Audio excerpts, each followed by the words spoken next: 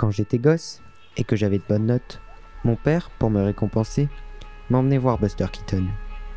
Et quand je n'étais pas sage, pour m'encourager, il m'emmenait encore voir Buster Keaton.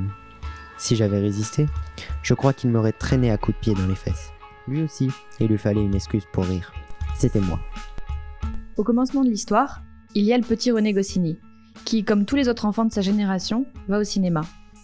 Il regarde les films de Walt Disney, et il absorbe les westerns à un point tel qu'il développe avec ce genre une relation intime. Ensuite, René Goscinny s'y met. Depuis toujours, il rêve de devenir le Walt Disney européen. Le cinéma français s'est emparé des créatures de Goscinny, d'Astérix, de Lucky Luke et du petit Nicolas. En effet, pour Astérix, celui-ci a très tôt été lié au cinéma. Goscinny et Uderzo ont créé le personnage en 1959.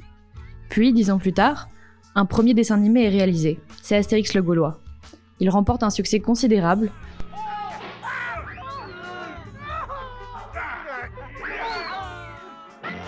Puis s'enchaînent Astérix et Cléopâtre, les 12 travaux d'Astérix, et cela ne s'arrête plus. Cette exposition à la Cinémathèque met en lumière une relation profonde, d'une grande richesse, entre René Goscinny et le cinéma. Goscinny a participé à plus de 120 films, en comptant les adaptations posthumes. Il a tout fait dans le cinéma, de l'écriture de gags pour un film plutôt anecdotique de Bourvil, jusqu'aux magnifiques réalisations des studios Idéfix, qui sont l'égale des productions américaines d'animation.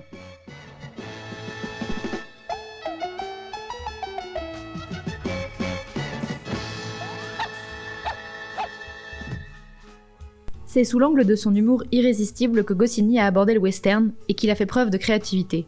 En effet, c'est dans Lucky Luke que l'écriture scénaristique de Goscinny nous montre avec quelle finesse et quelle vivacité les genres se transforment et se répondent.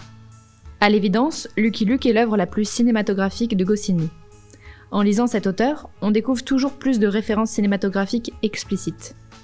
Il a d'ailleurs souvent lui-même dit qu'il écrivait ses bandes dessinées comme des scénarios de cinéma. Quand Goscinny aime quelque chose, il faut qu'il le tourne en dérision, c'est son mode de fonctionnement. Il observe les choses, puis se met à composer avec cet œil qui lui est si particulier, une ironie joyeuse, jamais aigre, une caricature féconde. Aussi, il a une capacité créative colossale et sans limite. Il choisit un matériau qu'il aime et invente à partir de cela. Il a adoré Pagnol ou Fellini et les a parodiés avec jubilation. En définitive, Goscinny réussit à faire exister son œuvre indépendamment de ce qu'il parodie. Ils ont regardé le douanier droit dans les yeux et qu'ils ont rigolé, alors qu'à la douane, tout le monde est sinistre, à commencer par les douaniers d'ailleurs. Et le viager, c'est la même chose.